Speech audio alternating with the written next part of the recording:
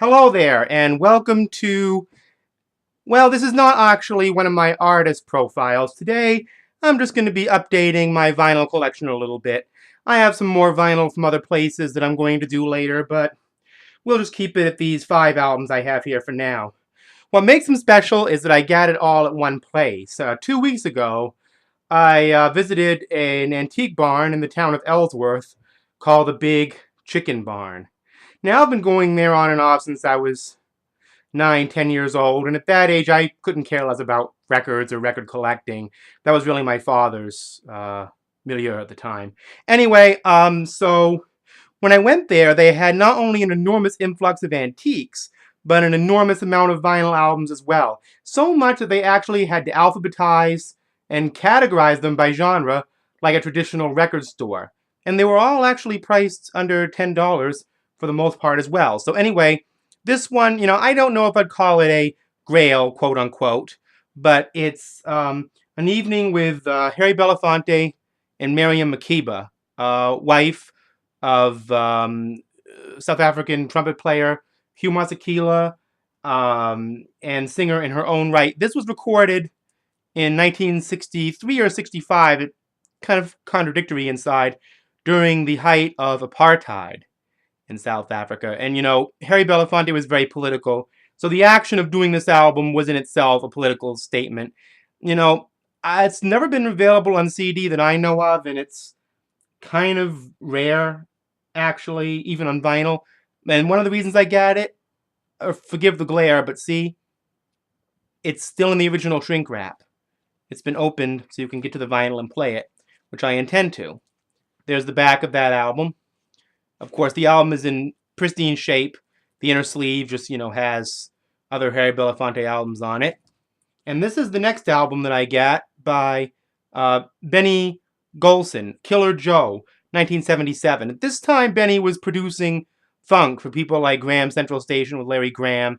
And, my dad, as it turns out, already has this album, but it's Benny Golson, and he's great, so I picked that up.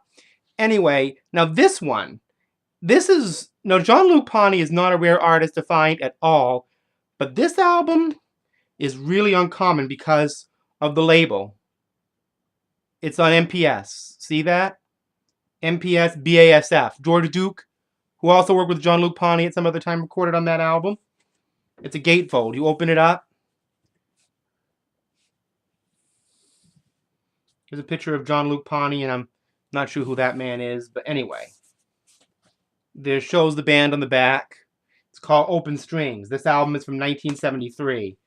I don't know if it's available on CD. I've never seen it, but I'm really looking forward to that one because it's MPS albums are really, really rare to find these days.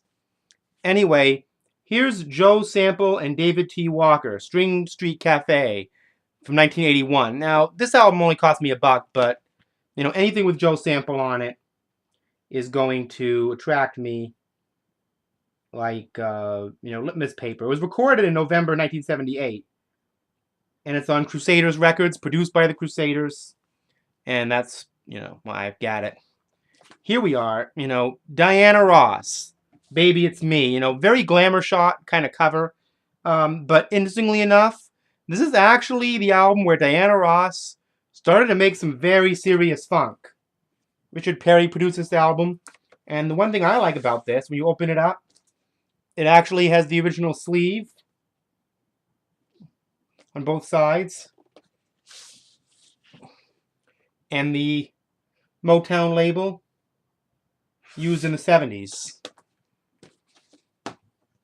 So we're really happy to have found Baby It's Me. I lost a chance to get this on CD at the Waterville Bull Moose back in the late 1990s.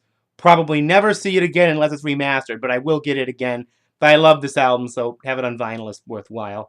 Another Diana Ross one. This has been at the Chicken Barn probably for about 10 years, and it's just my opportunity to get it. This is the album she did in 1982. I believe her debut for... no, actually, this isn't her debut for RCA. I think it's her second album for RCA called Silk Electric. Andy Warhol designed the cover art, which is repeated inside and on the back. It's all kind of the same. But see, if you open it up, Again, it's got the original sleeve with all the song information for this album. And it's even got the Warhol portrait on the label. I love custom vinyl labels. I noticed that Scotty's Record Shop, who I've been watching diligently, actually pointed the custom labels on Chicago records out. There's a song on here written by Michael Jackson called Muscles. I didn't just buy the album for that, but, you know, I'm always curious about artist sleeper albums, because often you find a lot of good things in them. So anyway, there's my vinyl collection from the Big Chicken Barn so far. I think it went pretty well this time. There'll be more vinyl videos and artist profiles coming up. So, I'll see you next time.